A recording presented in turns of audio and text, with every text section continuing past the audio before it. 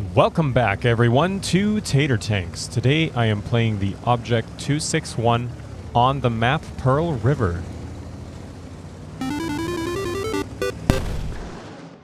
So I don't make videos about artillery very often on Tater Tanks, so obviously I was very happy with how this battle ended up.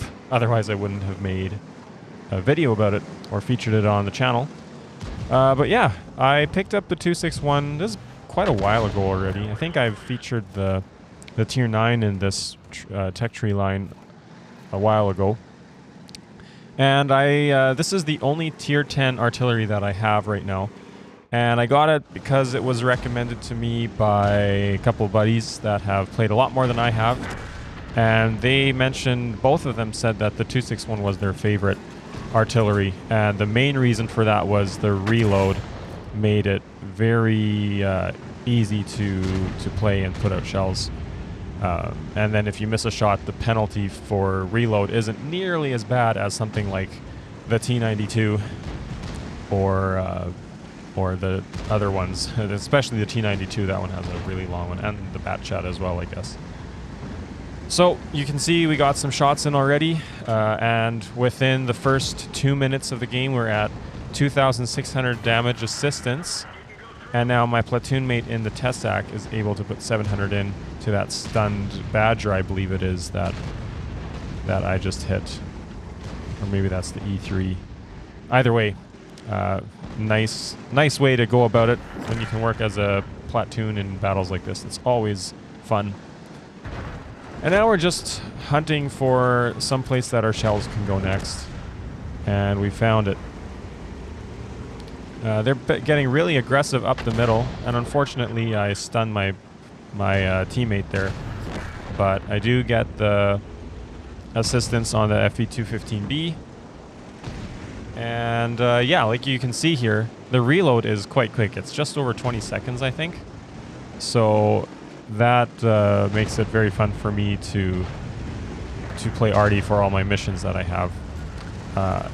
The missions have changed a bit, so I have to... Oh, I missed that shot.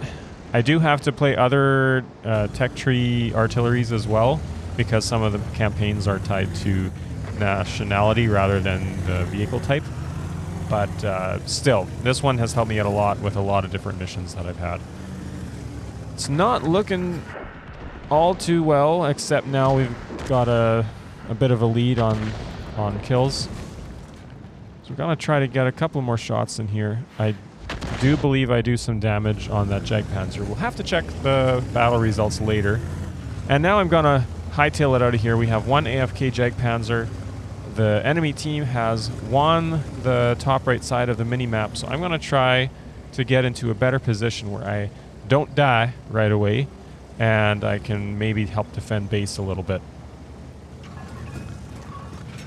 So basically all that looks like we've won so far is the middle. The bottom left side, we are outnumbered there based on last known.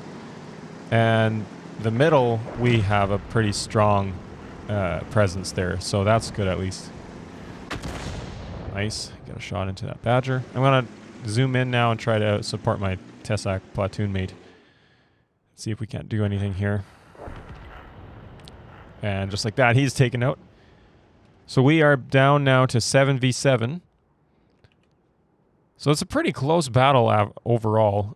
Lately, it feels like these battles, the very close ones, are not as common anymore. Usually they are quite one-sided, which is too bad.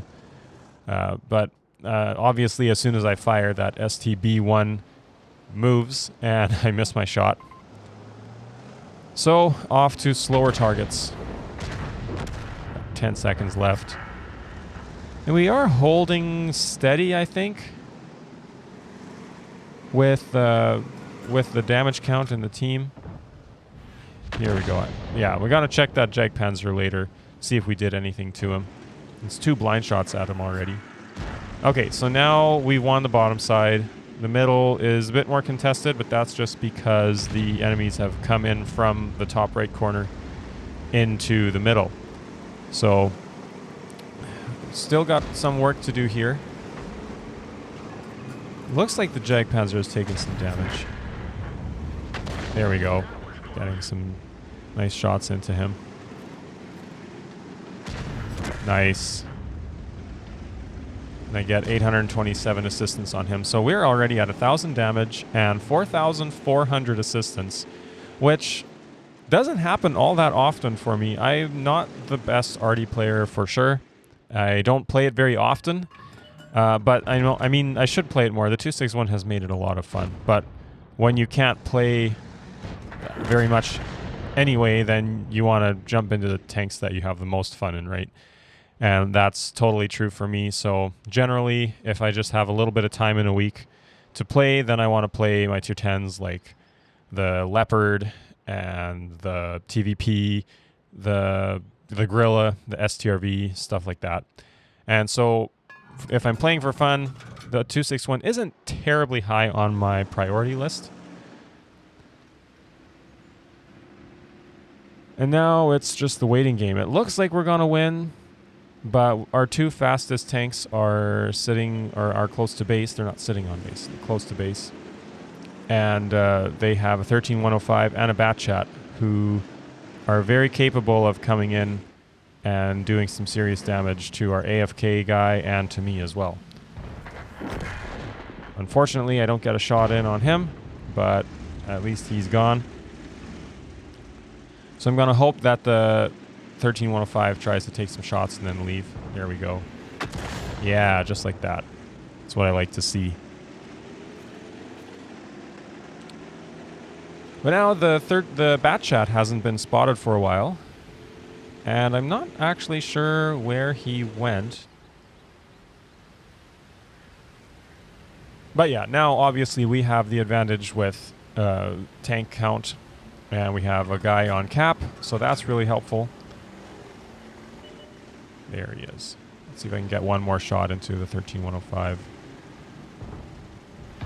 There we go. Oh, beautiful shot. I penned him.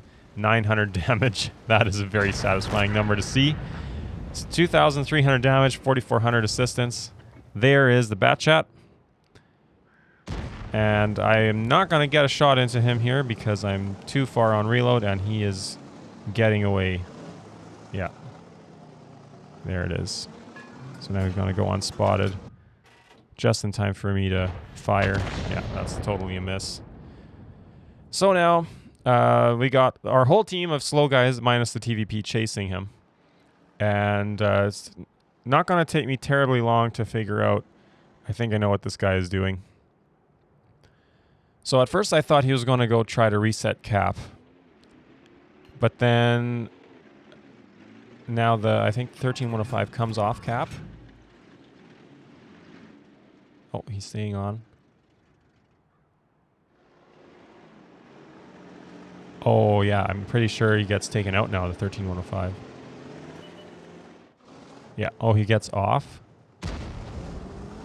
Oh, we could have won that right then and there.